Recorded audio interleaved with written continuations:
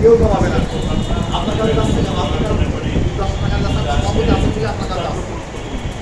অন্য জেলা কেউ কমাবে না। আমরা মূলত জাতীয় সংসদে যেখানে ভোট বয়কট বা ভোট প্রতিরোধ বা ভোট সেন্টারে যাতে লোক না যায় এই জন্য বিগত দিনে আমরা আন্দোলন করেছি, মামলা খেয়েছি, সর্বোপরি জেল খেয়েছি। তো সেই একই ধারাবাহিকতায় আজকে দল সিদ্ধান্ত নিয়েছে স্থানীয় নির্বাচনে উপজেলা নির্বাচনে দল যেহেতু অংশগ্রহণ করছে না, কেন্দ্রীয়ভাবে সিদ্ধান্ত নিয়েছে যে এই ভোটে আমরা উপস্থিত হব না, ভোট করবো না, এবং যাতে ভোটার সংখ্যা সেন্টারে উপস্থিত না হয় এই জন্য যা যা করণীয় তাই আমাদের করতে হবে।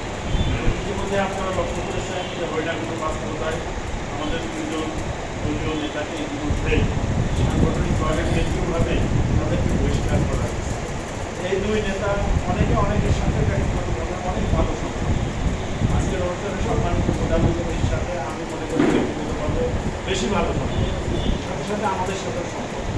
আর আমাদের সাথে সম্পর্কটা সর্বোপরি যাদের থাকবে, যারা বিশেষ করে দলীয় বন্ধন, দলের সাথে যারা বন্ধনটা থাকবে, আমি ব্যক্তিগতভাবে মনে করি তাদের সাথে রক্ত থেকেও সেই বন্ধনটা আমাদের আরও বেশি। আজকে দলে যতক্ষণ ছিল সম্পর্ক ছিল, দল যদি ভোটে যেত ক্যান্ডিডেট হতো, দলের বন্ধু কিন্তু ক্যান্ডিডেট হতো, যা যা করণীয় আমরা সবাই করতাম, এখানে আপনারা যারা উপস্থিত আছেন আপনারা করবেন। সেই কারণে ব্যক্তি সম্পর্ক দলের না থাকলে আমাদের কোনো মূল্যায়ন আছে বলে আমি ব্যক্তিগতভাবে মনে করি। তো সবাইভাবে যেহেতু আমরা ভোট বয়কট করছি, ইতিমধ্যে ঝিনাইদহ সদরে ভোট হয়েছে আপনারা জানেন। এই ভোটে মোটামুটিভাবে এটা কিন্তু আমি মনে করি যে মুজিব ভাই মোটামুটি নেতৃত্বে আমরা মোটামুটি সাকসেস হয়েছি। এখানে 5%, 10%, 15% মধ্যে ভোট করেছে। ভোট হওয়ার পরও তারপরেও কিন্তু আজকে কারচুপি হয়েছে। আজকে ভোট হয়ে যারা ওই আমি মামু খালু ডামি সেই নির্বাচনেও কিন্তু আজকে এখানে কারচুপির মাধ্যমে আরেকজনকে ভাইস চেয়ারম্যানকে আরেকজনের মধ্যে ঘোষণা করা হয়েছে। সে ইতিমধ্যে আন্দোলন হচ্ছে, আপনারা লক্ষ্য করেছেন, যেটা মিছিল হচ্ছে, তারপরে সাংবাদিক সম্মেলন হচ্ছে, বিভিন্ন কার্যক্রম পরিচালিত হচ্ছে। তো আমি আপনাদেরকে আহ্বান জানাবো, ওইটা যেহেতু আমাদের নিজেদের থানা সদর জাতীয়তাবাদী দল যেটা দেখিয়েছে, এখানে আসলে আমরা যেটা হয়ে গেছে আমার কাছে মনে হয়েছে যে আমাদের দলীয় নেতা কর্মীদের ভিতরে আমাদের আত্মবিশ্বাস বা নেতৃবৃন্দের উপরে আমাদের কনফিডেন্স আমাদের কিন্তু ফিরে গেছে। একজন আমার কাছে মনে হয়েছে আমরা বিশ্বাস করতে পারছি।